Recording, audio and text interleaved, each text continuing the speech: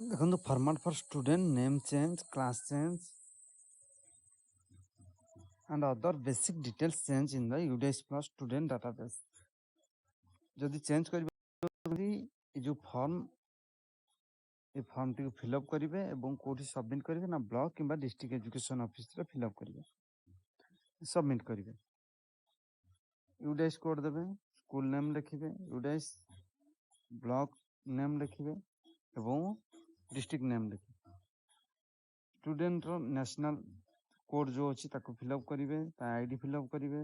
correct name fill up करेंगे और class fill up करेंगे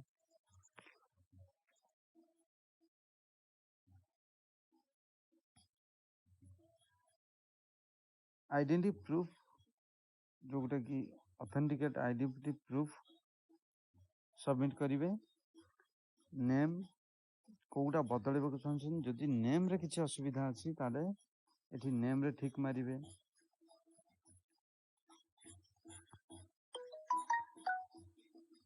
नेम रे ठीक मारिबे जदि डेट ऑफ बर्थ रे भूल अच्छी जोटा बदलवा चाहते जेंडर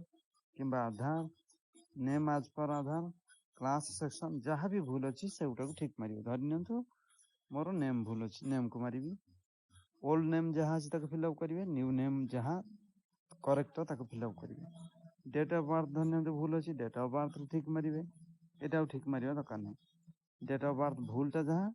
नुआटा जहाँ ठीक ताको देबे जेंडर ओल्ड जेंडर जहाँ मेल की फीमेल जदि फीमेल रो भूल मेल हो जाइए ताको फिलअप करेंगे और तार करेक्ट कौन हम ताको फिलअप करेंगे आधार जदि भूल अच्छी पुराना आधार जोटा एंटर कर नुआ आधार नेम